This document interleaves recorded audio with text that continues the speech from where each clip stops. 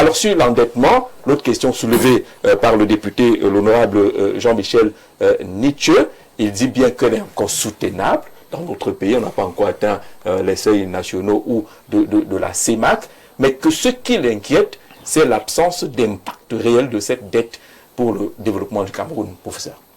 Merci de me poser la question. Là, encore une fois, dans le principe, la question n'est pas scandaleuse. Mais il faudrait donc maintenant examiner les données concrètes pour savoir si effectivement la question posée par l'honorable Nietzsche est fondée ou pas. En tout cas, en ce qui concerne l'endettement, très rapidement, si on ne fait pas attention, on sort donc des niveaux de soutenabilité pour aller vers une dette, et si vous permettez l'expression, qui est pervertie. Qu'est-ce qui peut pervertir la dette? C'est notamment une dette qui dérive parce qu'elle est consacrée à résoudre des problèmes de fonctionnement plutôt qu'à alimenter des canaux d'investissement. La question peut donc effectivement se poser. D'autant plus que certains pays peuvent se trouver dans des conditions spéciales qui viennent alourdir les contraintes. J'ai toujours dit aux Camerounais que les problèmes d'ordre public qu'ils créent sont des problèmes qui sont toxiques pour le développement. C'est-à-dire qu'un pays qui déjà a une condition économique modeste ne peut pas se permettre d'entretenir des conflits qui vont divertir les ressources qu'on doit consacrer au développement pour que ces ressources-là soient consacrées à la défense et à la sécurité. Et vous savez que l'État est d'abord une entité sécuritaire. Donc dès qu'il y a un problème, l'État voit d'abord le problème de sécurité en premier. Donc, ce sont des choses sur lesquelles nous devons réfléchir, mais pas dans une logique de, disons, politique politicienne, mais dans une logique d'appréciation des conditions d'une gestion saine des finances publiques et dans une logique aussi de compréhension des contraintes qu'on rencontre dans la gestion saine des finances publiques. Mais, je reviens à ce que j'ai dit dès le départ, la question n'est pas scandaleuse dans le principe. Alors, la question, justement, vous avez évoqué, effleuré cet aspect. Oui, faut-il répondre qu'on s'endette parce qu'on a des situations, il faut gérer la guerre à gauche et à droite. Pas seulement la guerre. On gère la guerre, entre guillemets. Bon, je dirais la para-guerre, mais bon, ça c'est une autre affaire. On gère aussi les contraintes qui nous sont imposées du fait des systèmes de financement. C'est M. Elundu qui a l'habitude d'évoquer les assassins financiers, c'est-à-dire en fait le rôle toxique des mécanismes d'endettement dans l'évolution des pays dits en développement. Ça, ce sont des problèmes qui reviennent aujourd'hui dans nombre de pays en développement dans le Cameroun. C'est-à-dire que l'endettement peut être effectivement une source toxique pour l'évolution du pays, surtout quand on se retrouve dans des conditions où les gouvernements sont forcés de s'endetter, pas pour en fait créer les conditions d'une transformation en prenant des ressources qui sont allouées vers l'investissement productif, mais sont contraints à s'endetter pour assurer le fonctionnement. D'accord. Sur la dette, François Bikoro. Moi, je suis de ceux qui pensent qu'on ne peut que ceux qui sont riches, soit potentiellement, soit au moment où il va rembourser la dette. Mais la bonne question que les Camerounais se posent, quand on s'endette à 1 milliard, est-ce qu'à la fin du processus, ça nous donne 2 milliards? La rentabilité. Voilà. La deuxième question, et je crois que ça rejoint le recensement général dont on parlait tout à l'heure, et ça peut expliquer un certain nombre de réticences.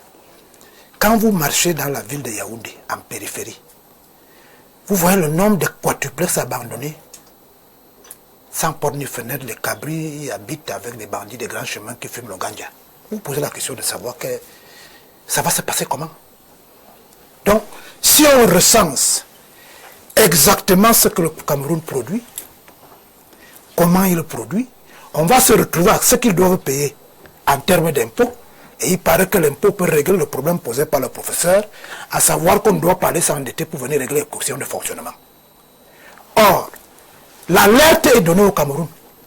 Parce qu'en même temps, on s'endette pour des questions de développement, mais il paraît qu'on s'endette aussi pour les questions de fonctionnement. C'est pour cela qu'il faut qu'avant d'aller s'endetter, je crois qu'il y a des informations qu'on donne chez celui qui vous donne l'argent. Si vous y allez là-bas demain, après le recensement qui va avoir lieu, nous avons 4 millions de cheptels bovins, 7 millions de cheptels ovins. Nous avons en termes d'agriculture là où on fait l'agriculture, on appelle souvent ça comment des bassins de production. Vous allez donc devant le prêteur, vous avez quelque chose qui peut le rassurer. Maintenant, vous y ajoutez la régulation de cette activité économique qui vous permet de rembourser. Et là, on retrouve donc le bon Camerounais. Celui qui, depuis 1990, quand nous nous battions avec les Jean-Robert Wafo, où on faisait le zéro État, fait en sorte qu'aujourd'hui, Cameroun, non. Zéro État. Ça dit pas d'impôt, ça dit après profit aux gens.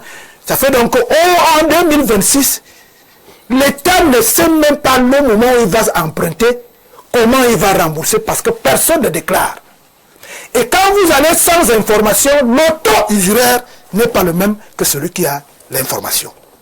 C'est pour cela qu'il faudrait qu'on revienne aux fondamentaux. Faire travailler les Camerounais, faire réguler l'économie de telle manière à ce qu'à chaque fin d'année, le budget qui est fait est adossé au moins, selon les standards internationaux, à 30 à 40% sur la production locale. Et que les investissements que vous venez faire... Ce qui suppose que la production soit bien identifiée. C'est ce que je suis en train de dire. Et il paraît que l'État a voulu donc, pour les prochaines générations, faire en sorte que la production soit adossée sur des éléments d'appréciation qui lui permettent d'aller dans les clubs où on cherche de l'argent. Or, ce qu'on voit pour le moment, c'est des surfacturations, même quand on est allé chercher cet argent, quand il arrive ici, vous voyez un point d'eau aménagé que l'association des habitants de Bigri, mon village, en donnant 1000 francs par jour, peut faire à 750 000 francs. Il paraît que ça se fait à 4 500 000. Maintenant, en sourdine, on se pose souvent la question même de la mentalité du prêteur. Je ne connais pas bien la question du service de la dette, vous allez nous expliquer ça tout à l'heure. Mais il paraît que si vous prenez une dette pour 3 ans, on vous dit que l'argent est déjà posé, mais les conditionnalités même pour aller humain, je n'ai pas dit toucher, font en sorte que l'argent a déjà été pratiquement bousillé et au moment où la fin du début arrive, on vous dit que vous nous devez déjà 70% de ce que vous auriez dû prendre quand vous êtes venu demander. Ça fait qu'on commence à se poser des bonnes questions qu'on aurait dû se poser tout à l'heure en ce qui concerne la SNH. Est-ce qu'on a les ressources qui nous permettent de toujours apprécier la qualité de la dette, le suivi de cette dette sur le terrain? Parce que quand je vois, et je termine par là, le débat qu'on a eu sur une bretelle de 3 mètres quand le pape arrivait, et qu'on voit ce ministère se donner des coups de poing, je me suis posé la question, comment ça se passe dans ce pays pour qu'on fasse ce genre de choses? C'est les générations futures qui vous posent les questions maintenant. Celles d'aujourd'hui, je crois qu'elles ont déjà fait la résilience. Il faut que nous produisions. On peut régler ce problème en nous empêchant de faire partir l'argent stocké par la SNH qu'on appelle les devises.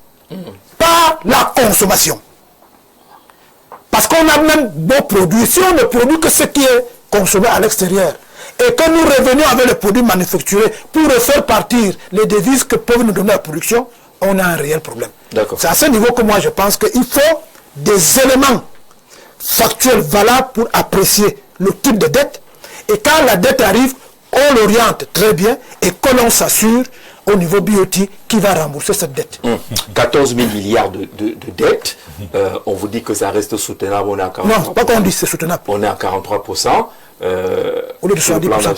Sur le plan de la CEMAC, 70%, et qu'on peut encore s'endetter à hauteur de 18 000 milliards, que ce ne serait pas une véritable catastrophe. C'est la lecture que les économistes donnent sur les éléments que les économistes maîtrisent, mais la question reste là. Pourquoi s'endette-t-on toujours au lieu de développer la production, par exemple, Fadimatou? Déjà, je voudrais entrer en sortant par la première question pour revenir sur les réformes.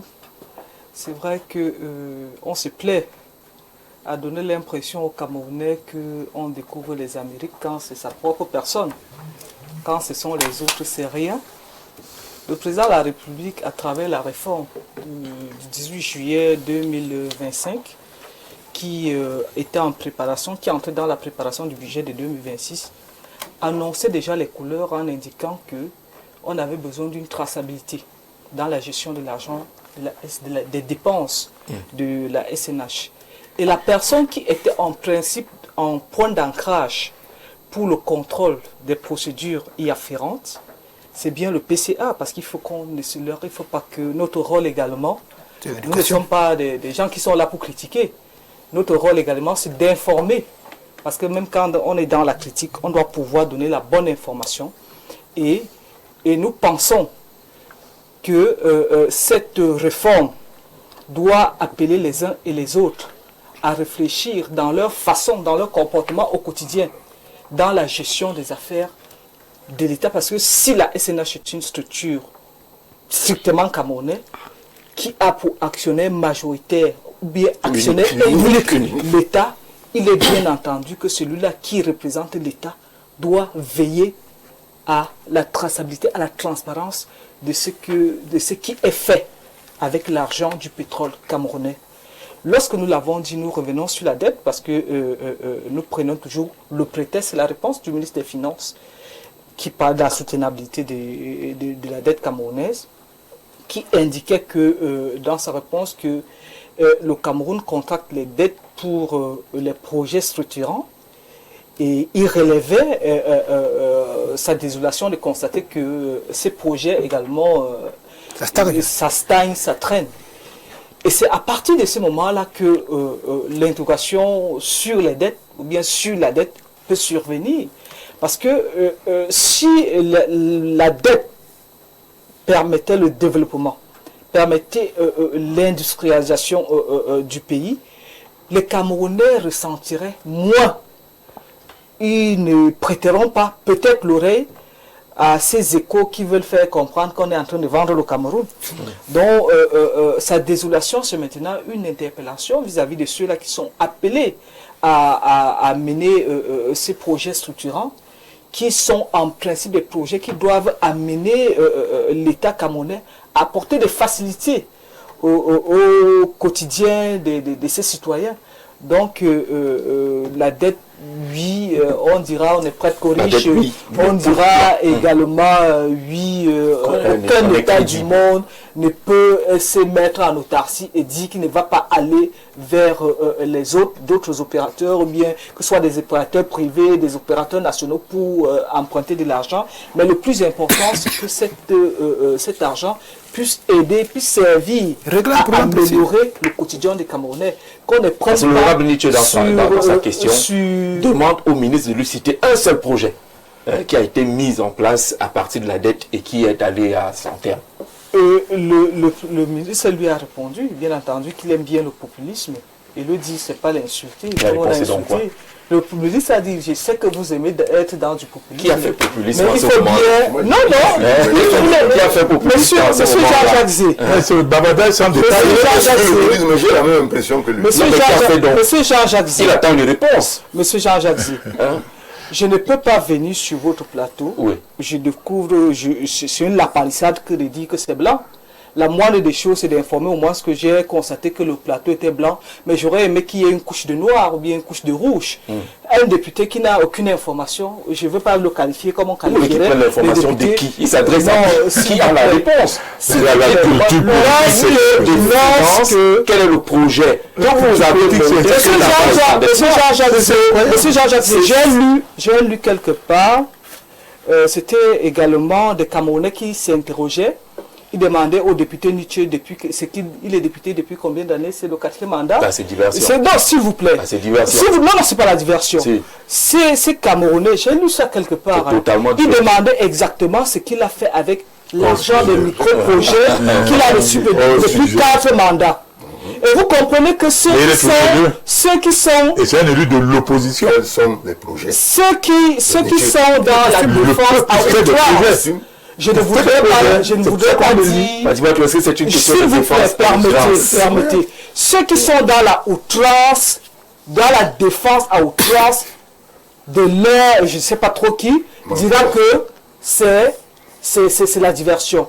En même temps, le ministre des Finances lui a demandé lui a rappelé qu'il aime faire du populisme. Le ministre des Finances lui a dit, on ne va pas se mettre à faire la litanie. Tout à l'heure, vous avez évoqué la route. C'est quelqu'un qui a parlé du tronçon Yaoundé-Bafoussam. On vous a dit c'est rien. On vous a dit c'est rien. Quelqu'un vous a dit c'est rien. Permettez. Non, ce que je vous donne là, c'est un projet structurant ou pas? La route Yaoundé-Bafoussam, c'est une réhabilitation.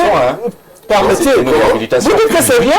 C'est une réhabilitation. Monsieur Jean-Jacques. C'est pas une route qu'on a construite. Monsieur Jean-Jacques, j'ai eu la chance de voyager.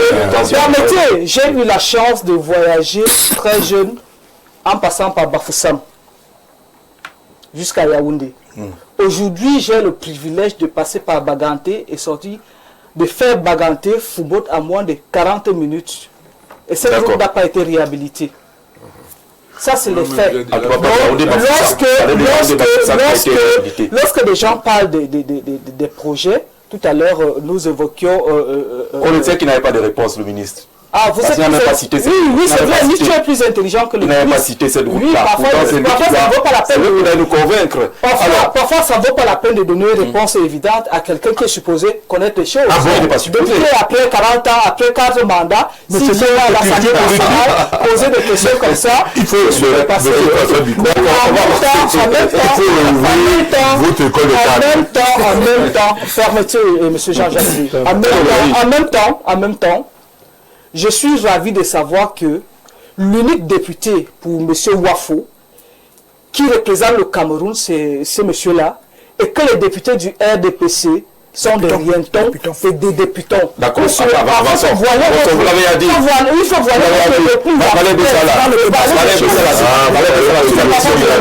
sur la question de la réponse, l'État est clair, elle est soutenable. Elle est soutenable. On n'a pas encore atteint le seuil critique de 70% en zone CEMAC, qu'on peut même encore aller chercher 18 000 milliards, qu'on n'aurait pas de problème. Mais la question du député qui attendait une réponse est, d'accord, on s'endette, c'est soutenable, mais on s'endette pourquoi? Oui, si vous dites que le ministre a dit que la dette est soutenable, bon d'accord, si vous prenez les indicateurs que vous venez d'énoncer, c'est-à-dire que notre taux d'endettement avoisine encore les 40%. Oui. Donc on peut s'affoler encore jusqu'à 90%. Mais bon, maintenant le résultat importe peu. Alors, dette soutenable, vous avez employé là un terme qu'on greffe souvent à la dette. Parce qu'en fait, il y a plusieurs dettes. Il y a la dette odieuse, il y a la dette illégale, il y a la dette illégitime et il y a la dette insoutenable, celle que vous venez de citer.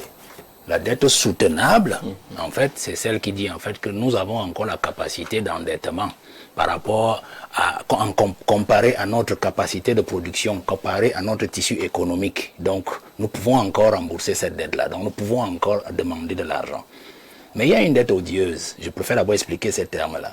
Il y a une dette qui est dite odieuse, c'est-à-dire cette dette qui a été contractée par un régime précédent qui ne correspondait pas justement aux attentes du peuple. C'est-à-dire une dette qui a été utilisée pour le luxe du régime et qui n'a pas servi le peuple. C'est ça la dette odieuse. Mais cette dette odieuse-là, on a la capacité, au cas où on prend le pouvoir, du moins un régime arrive après, de ne pas la rembourser.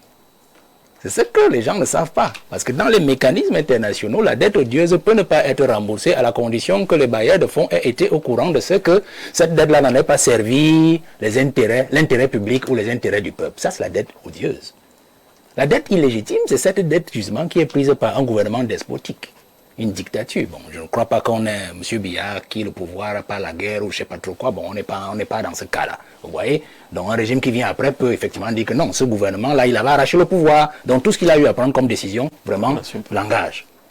Il y a la dette illégale, c'est-à-dire la dette qui ne respecte pas les procédures, c'est-à-dire contracter de l'argent sans tenir compte de ce qui est prévu par les textes. On parlait de la SNH tout à l'heure. J'ai parlé de la banque qui prête à cette dame-là qui, je vais dire ça entre guillemets, usurpe le poste de ADG de la SNH. Donc voilà une dette qui peut être illégale. C'est-à-dire au cas où le prochain ADG arrive, si jamais il arrive sous Biya. Ou après, il peut dire, bon voilà vos affaires avec ces stars et BGFI Bank et tout ça, je ne connais pas parce que la personne qui avait signé là n'était pas habilitée à prendre ce genre d'acte-là, donc dette illégale. Alors, si j'ai défini de manière globale ce type de dette, vous allez donc vous rendre compte, moi je rentre dans les faits pour parler donc de ce que vous dites. Est-ce que le ministre, commençons par interroger le ministre des Finances lui-même. Vous vous souvenez qu'il y a 3 ans, je crois que c'est toujours sur le même Nietzsche, le même honorable député qui fait un excellent travail à l'Assemblée nationale. Moi, je ne vais pas entrer dans les considérations, une personne, il est monté, il a fait ci, il a fait ça. Non. Il a posé des questions. Il lui a posé une question. Qu'est-ce que vous avez fait, les télévisions, une télévision qui émet machin chose, vous connaissez le sujet. Il a dit, réjouissez-vous que l'État du Cameroun ait aidé un Camerounais à être le premier Camerounais à acquérir une télévision privée à l'extérieur, aller chez les Blancs. Chez les Blancs. À hauteur de plusieurs milliards. Et le ministre était sentencieux et moqueur vis-à-vis de M. Nietzsche. Alors, vous connaissez l'histoire, M. Jean-Jacques Zé, de cette télévision, qui justement a été bradé encore par ce même Camerounais à combien? Parce qu'on l'avait acheté à plusieurs milliards et par des mécanismes financiers incroyables. Cette télévision a été bradée à 15 ou 20 millions de francs. Comme une vulgaire coque à la casse. Et ce même ministre, personne ne lui a posé encore aujourd'hui dans l'Assemblée nationale. Il faut encore qu'on attende Nietzsche pour venir encore lui poser la question comme monsieur le ministre. La télévision, là, où on ne la voit même plus, est-ce qu'elle sert encore les intérêts du Cameroun? Où en est-on aujourd'hui? Nous parlons de la dette. Nous parlons d'un ministre qui répond bouché à la gueule à un honorable député qui pose une question fondamentale. Nous parlons de la dette. Allons-y, parlons de la dette. Alors, cette dette-là, vous avez appris SEO, Hili SEO, je crois que c'est comme ça qu'on l'appelle, le bateau flottant qui servait justement à liquéfier notre gaz, qui est en train d'aller en Argentine pour un contrat de 20 ans. 20 ans. Ça veut dire que nous aurons des problèmes désormais. Enfin, je ne sais pas si, en laissant passer Hili SEO, c'est-à-dire c'est le nom de ce bateau-là, qui nous servait à liquéfier notre gaz là à Kribi, peut-être ils ont donné une autre solution. Parce que le gaz aussi participait aux ressources de l'État. Vous comprenez? Vous comprenez? Vous savez combien coûte, moi j'ai fait mes petites recherches, combien coûte ce petit bateau-là? On dit, si vous voulez adapter un bateau pour faire le même travail que cette entreprise nous a prêté, le bateau, on le loue, depuis 2018, 8 ans, au Cameroun. Il flotte en mer, on pompe le gaz et il le liquéfie. Il le rend en GNL, gaz naturel liquéfié qu'on exporte, et il le rend en GPL, c'est-à-dire gaz de pétrole liquéfié pour la consommation domestique. Vous comprenez? Voilà le travail de ce bateau. Vous savez combien il coûte? C'est-à-dire, si nous prenons un bateau, nous l'adaptons juste, nous mettons les cuves telles que les gens peuvent le consulter là, il coûte environ 750 milliards de francs CFA. Si nous devons le fabriquer, ils disaient que c'est 5 millions de dollars, donc environ quelque chose, je ne sais pas combien ça coûte là. Bon, bref, vous pouvez imaginer, évaluer. Vous voyez? Donc les gens ont préféré louer un bateau, louer un instrument flottant pendant 8 ans pour liquéfier notre gaz, alors que les fonds de la SNH, on en parlait tout à l'heure, auraient pu servir à nous monter toute une logistique de liquéfaction de notre gaz. Alors imaginez tous les bakchiches, les rétro-commissions derrière cette affaire-là. Quand ICO s'en va donc, parce que ICO est en train de s'en aller, ICO déclare que rien que pour l'activité de liquéfaction de notre gaz là, sur les côtes de Kribi, pour le premier trimestre, il a fait un bénéfice, tenez-vous tranquille, de 40 millions de dollars. 40 millions de dollars, c'est 200 milliards, je ne sais pas combien. Convertissez, vous qui savez vite convertir ça à la maison. En un trimestre, non, 10 millions de dollars, je vais être réglo, c'est 50 milliards de francs CFA. Donc 4 trimestres de l'année, il s'est fait un bénéfice de 200 milliards de francs CFA, multiplié par 8 ans. Donc ce bateau-là flottant, prêté par une entreprise par 8 ans au Cameroun, a fait un bénéfice, j'ai pris la moyenne, de 1600 milliards de francs CFA. Et maintenant, il s'en va en Argentine. Alors, vous parlez de la dette. Nous nous endettons, non, parce que la dame parlait aussi de cette affaire-là et puis les nez du coro. Nous nous endettons pourquoi? Endettons-nous pour investir. On aurait pu nous endetter pour acheter un bateau comme celui-là. Et nous dire, ça nous évite tous les frais supplémentaires, les bakchiches, les commissions, ainsi de suite. Et vous savez, il y a dans l'industrie de l'endettement, parce que j'appelle ça l'industrie de l'endettement, au-dessus de l'économie de l'endettement, il y a la méchanceté de la républicaine. Ils ont tué le chantier naval industriel, parce que je suis en train d'essayer pour que vous compreniez. Ils ont tué le chantier naval industriel, Maître Fondi en prison, qui avait engagé une restructuration de cette entreprise. Les anciens savent, ils sont sur le plateau, que cette entreprise était devenue un fleuron ici en Afrique. Non, Metuk c'est la Sonara. Oui, mais on viendra après. Un fleuron du pays, le Sénic. Le Nigeria, tous les pays nous envoyaient leurs bateaux pour la fabrication, pour le dépannage, ainsi de suite. Vous comprenez donc qu'ils ont tué le Sénic, le chantier naval industriel. Si on avait notre chantier naval industriel, il aurait fabriquant un bateau comme celui-là, non? Bien sûr. Il sera en train de flotter, non? Il sera en train de nous liquéfier notre gaz, non? Qu'on n'aura pas de problème. Sortons donc par la Sonara puisque nous sommes toujours dans le pétrole. Voilà donc l'endettement. Nous parlons de ces choses-là. Quand nous parlons de l'endettement, nous sommes déjà le business plan de départ pour la reconstruction de la Sonara, c'était 350 milliards de francs CFA. 350 milliards de francs CFA. Avant que le grand chef qui a les hautes instructions pour tout le monde là envoie son ami à la Sonara, ils ont multiplié par 2. Donc on doit reconstruire la Sonara à 750 milliards de francs CFA. Quand je dis reconstruire, ça dit le volet raffinage qu'ils ont eux-mêmes incendié. Parce qu'ils ne voulaient pas que le Cameroun, puisse raffiner son propre pétrole. C'est des histoires, monsieur Jean-Jacques, excusez-moi le terme. Vous voyez? Donc nous nous endettons, pourquoi donc? Pourquoi nous nous endettons? Cette Sonara-là, on a donc mis Moutoup, l'aîné a parlé tout à l'heure. Moutoup en prison. Sonara 2010, il avait créé, il a monté le projet. Il a dit au président, d'ici 2010, voilà, j'ai les fonds à la Sonara, nous pouvons gérer cette affaire-là. Vous savez combien coûte une petite raffinerie? Vous voyez Dangote qui est en train de faire le hit pop au Nigeria là. Même les Européens sont derrière lui parce qu'avec les problèmes de la Russie, l'Ukraine, ainsi de suite, ils livrent déjà, ils contribuent parce qu'avant on le combattait, les Européens ont compris. Même le pétrole nigérien est important. Donc je sors en disant ceci. L'investissement, quand nous nous endettons, est-ce qu'on aurait donc pas pu s'endetter? 500 milliards, une petite unité de raffinerie de pétrole coûte, 500 milliards, une moyenne unité, je dis 500 milliards. Vous comprenez ce que je dis? Ça veut donc dire quoi? Que d'aller encore reconstruire cette même Sonara là, et on va encore vous dire qu'après il y aura des avenants, ça va faire 1000 milliards comme l'autoroute Yaoundé-Douala. On pouvait prendre ces 500 milliards là, ces 700 milliards, nous construire une mini raffinerie. Et puis peut-être dans un autre, comme à Kribi, je ne sais pas moi, un autre endroit, parce que le pétrole est partout. D'accord. Vous voyez, voilà le véritable pétrole. C'est-à-dire qu'on s'endette pour les fonds de bouche avec les amis, pour ne jamais atteindre les objectifs du pétrole et les intérêts publics. On s'endette donc pourquoi? Sur le plan économique, les données sont claires là-dessus, c'est soutenable, c'est pas grave, c'est pas une catastrophe, on est un État crédible, on ne prête qu'aux riches, on prête à celui qui peut rembourser, mais pourquoi on s'endette? Au plan théorique, on s'endette parce qu'on a besoin d'argent. Ça ressemble à une lapalissade, mais on s'endette parce qu'on a besoin d'argent. Quel usage on fait de l'argent lorsqu'on s'endette? Si on a besoin d'argent, ça veut dire qu'on n'en a pas. Ça veut dire que vous-même, vos ressources internes ne vous permettent pas d'assurer le développement du pays. Donc ça, c'est un principe de base. La question qui est sur le plateau, et qui est celle de pourquoi on s'endette. La première chose qu'il faut comprendre, c'est que le Cameroun fonctionne comme une éponge. C'est-à-dire quand vous mettez l'éponge dans l'eau, elle aspire l'eau. Toutes les eaux sont aspirées. Ce n'est pas un projet. C'est-à-dire ce n'est pas le fait d'avoir conçu un Velay ou d'avoir construit. Quand un pays reçoit un pays comme le Cameroun, qui est un pays exsangue, parce qu'il faut le dire, à cause depuis 1990, ce pays est dans une crise depuis 90 jusqu'à ce jour.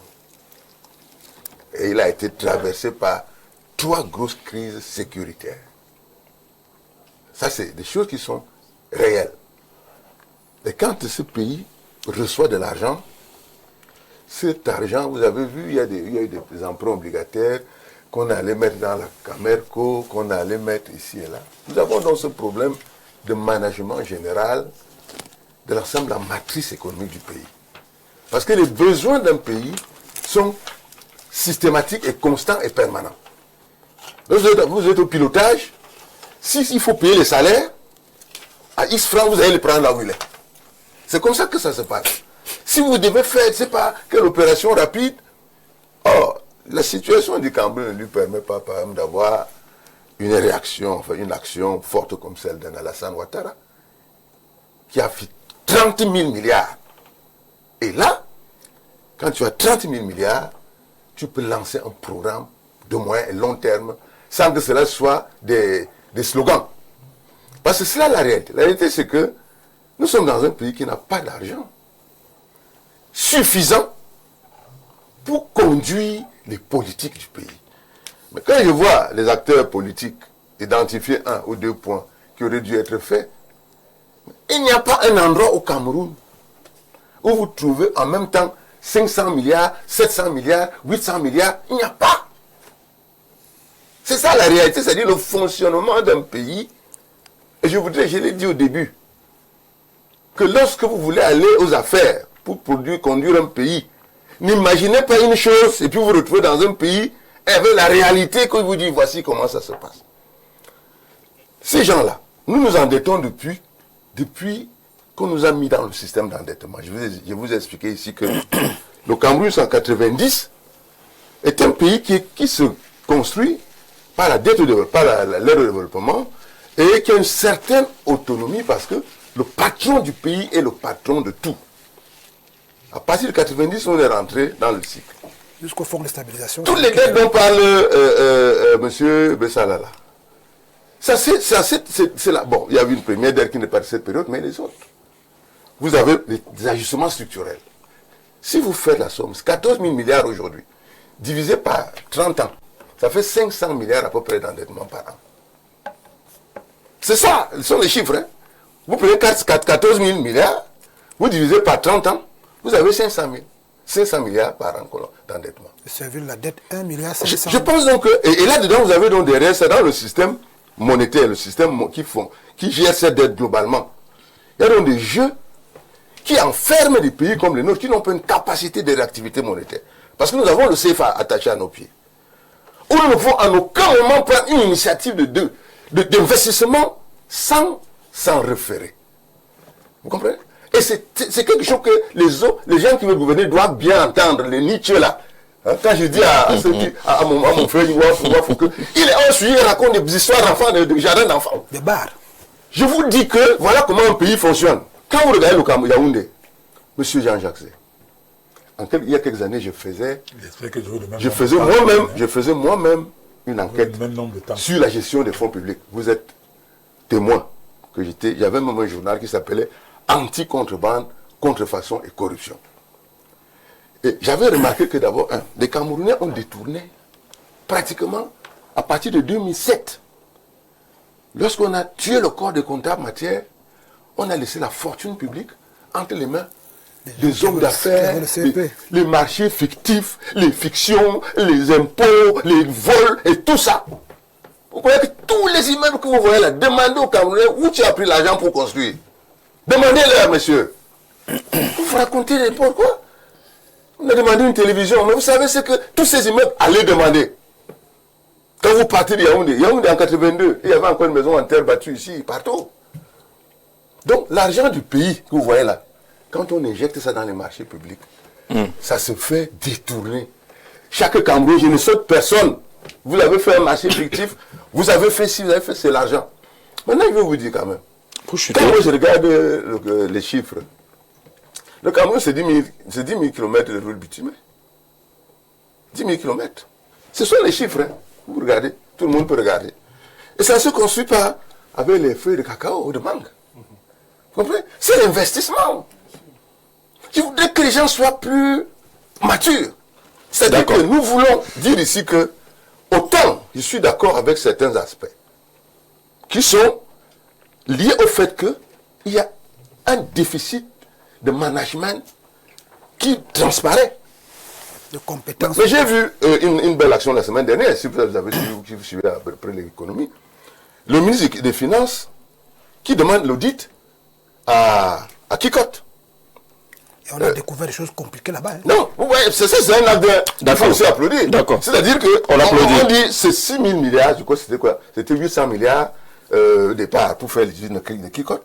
Conseil d'administration, EDF revient avec une facture de 1600 milliards, quelque chose comme ça. Comme d'habitude. On arrête. Ça veut dire quoi?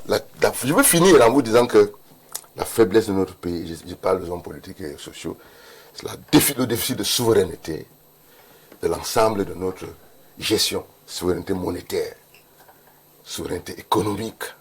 C'est-à-dire nous n'avons pas la capacité de décider. Vous savez que nous sommes toujours sous ajustement et que nous avons presque tout le temps les bailleurs de fonds qui viennent au pays corriger la copie, voir est-ce que vous avez acheté telle chose, vous ne deviez pas faire ça.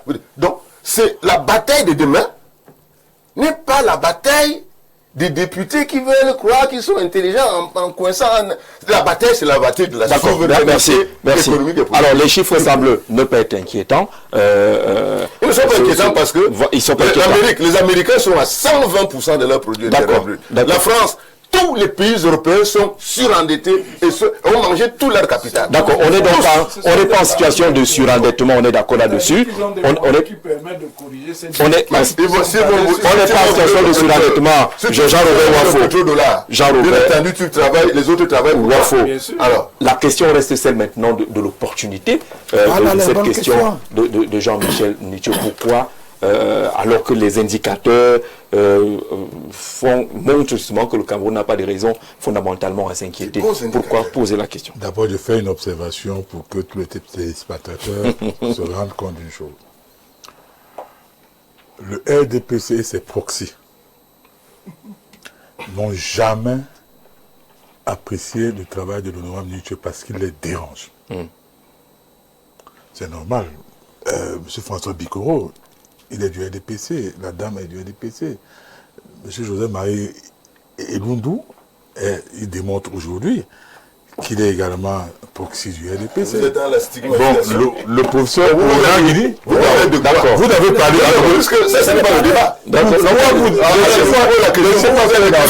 Vous avez parlé durant 15 minutes. Vous appartenez à quel groupe? Je n'ai rien dit. Le Fonds du Charbon, c'est quoi? Le professeur Ourangini, vous vous cachez derrière le Fonds du Charbon. le professeur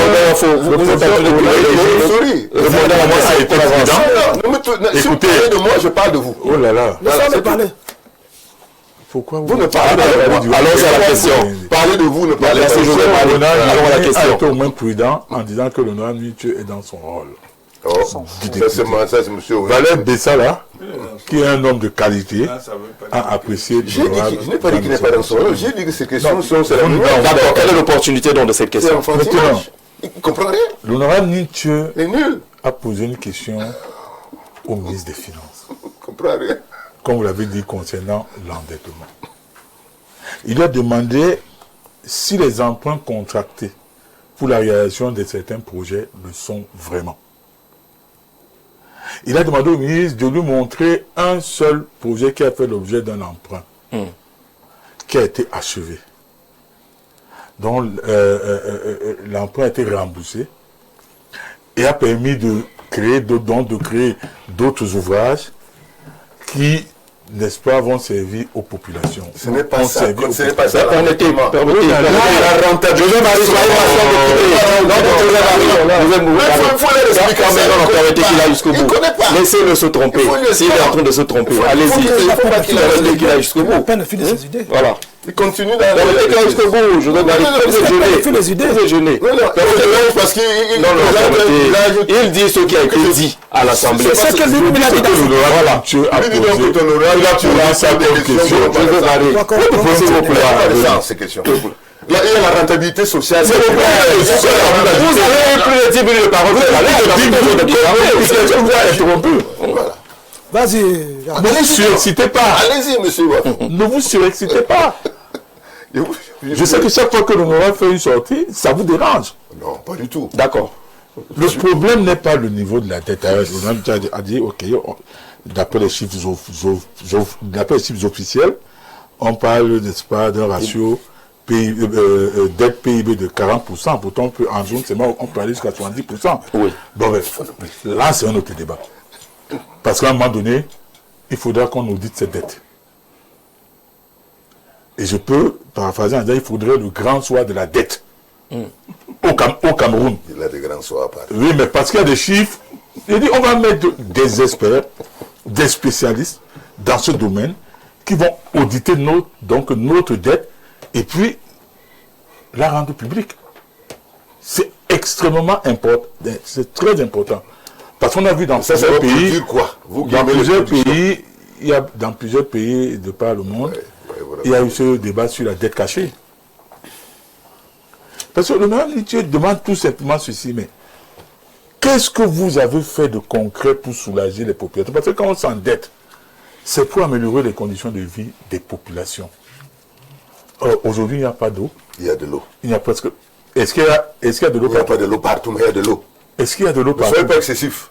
Est-ce qu'il y a de l'électricité partout? Il n'y a pas de l'eau partout. Est-ce qu'il n'y a pas de délaissage? Est-ce que le panier de la ménagère ne s'amenuise pas d'année en année? Et l'honorable Nietzsche demande au ministre des Finances, pourquoi toujours aller contracter des dettes de façon, dans des emprunts de façon effrénée. Alors que nous avons de la matière ici qui peut nous permettre d'éviter qu'on aille sur les marchés financiers, faire des emprunts à des taux concessionnels ou usuraires. Il parle par exemple de l'or. Il dit au ministre des Finances, 52 tonnes d'or ont été détournées en 11 ans. Ce qui représente 4 486 milliards de francs CFA, soit 51% du budget. Vous savez que le Ghana, Détourné d'où? quand le Ghana a régulé l'exploitation traditionnelle de l'or, dès la première année, le Ghana a eu en termes de devises 5 000 milliards de francs CFA. Et aujourd'hui, le Ghana est en train de sortir du FMI. L'ONA Mitchell dit, mais qu'est-ce que vous avez fait de ces 52 tonnes d'or qui ont été distraits en 11 ans? L'ONA Mitchell parle de l'affaire Glencore. Il dit dans l'affaire Glencore, on a eu une perte d'espoir donc direct du fait de la corruption de 7 milliards de francs CFA. Il dit au ministre que, toujours dans l'affaire Glencore, on a une perte économique liée à la vente de pétrole à prix réduit de entre 300 et 350 milliards de francs CFA. Il dit, qu'est-ce que vous avez fait de tout ça? Pour qu'on soit toujours en train d'aller sur les marchés financiers, emprunter à des taux non concessionnels et même usuraires. Le nom métier interroge. Est-ce que Glencore fait partie vous n'êtes pas la matérielle, monsieur. De deux personnes sur cette L'honorable Mitchell parle des hydrocarbures. Il devait dire au ministre des Finances, vous avez organisé, donc n'est-ce pas, une réunion où vous avez souhaité, avec certains partenaires, donc développer un partenariat public-privé pour la réhabilitation et la modernisation de la Sonara, et vous comptez lever 700 milliards de francs CFA. Le nom dit au ministre des Finances, mais monsieur le ministre des Finances, n'est-ce pas, quand on regarde la structuration du prix du carburant à la pompe, quand on regarde les lignes 29 et 30, déclinées par la CSPH, par la Caisse de stabilisation des produits des hydrocarbures, sur chaque litre sur chaque litre de super consommé, arrêtez ça, dis donc. Sur chaque litre de super, sur chaque litre de super, c'est les chiffres. Ce sont les chiffres. Sur chaque litre de super, en termes de soutien à la raffinerie, l'État retient 47,88 francs CFA par litre. S'il est mal élevé, mais dit dégagé. Je dis par litre. Donc quand vous allez à la pompe, monsieur Biko, vous prenez votre véhicule. Si vous êtes en super, dans un litre de super, l'État retient 47,88 francs. Et si c'est plutôt le gazole, l'État va retenir 22,5, donc 50 francs CFA pour la réhabilitation et la modernisation des infrastructures. Il y a ça dans le salaire de Nietzsche. Mais est-ce que vous comprenez? Et si c'est le super, l'État va retenir 47,48 francs CFA par litre pour le soutien à la raffinerie. Il demande donc au ministre des Finances, d'où vient-il que vous cherchez à développer un partenariat public-privé pour lever 700 milliards de francs CFA pour le soutien à la raffinerie et pour la modernisation et la réhabilitation des infrastructures de la Sonara. Je dis, mais quand vous prenez ce qu'on retient à la pompe, quand le consommateur paye, le carburant ou le super, parce que d'après les chiffres du ministre de l'eau et de l'énergie, c'est 80 millions de francs CFA, n'est-ce pas, de super qui sont retenus, donc qui sont consommés chaque mois, et 110 millions de litres de gazole. Qu'on fait un calcul simple, sur les deux lignes 29 et 30, compte tenu de la situation des prix du carburant, ça fait 161 milliards de francs CFA par an. Oh, la Sonara a été, donc il y a un incendie à la Sonara, donc ça fait 7 ans, c'était en mai 2019. 161 milliards de francs CFA qu'on retient, qu'on consomme. En 7 ans, ça fait 1127 milliards de francs CFA. Donc on n'a plus besoin d'aller chercher. On n'a plus besoin d'aller chercher 700 milliards de francs CFA pour la même chose, c'est-à-dire à savoir la réhabilitation et la modernisation des infrastructures et le soutien à la raffinerie. Le ministre des Finances a dit, mais écoutez, qu'est-ce que vous voulez que moi je fasse? Le besoin se fait sentir. Comme pour dire quoi? Mais c'est tout. Et il a fait comprendre que ça rentre dans le paiement de la dette. On appelle quoi dette? Quand on dit que la ligne 29, n'est-ce pas, c'est la réhabilitation et la modernisation de la Sonara. Vous allez encore emprunter de l'argent, 800 milliards, alors que le consommateur a déjà déboursé de la poche 1121 milliards. Et vous racontez quoi aux gens? On a compris. C'est pour vous dire, Jean-Robert Wafo, c'est pour vous dire ceci. Le rôle d'un député, et ça je le répète, c'est de contrôler l'action gouvernementale. D'accord. S'il y avait 5 Jean-Michel Nitcho dans cette Assemblée nationale, n'est-ce pas, le palais des Verts serait le palais Bourbon en France. D'accord.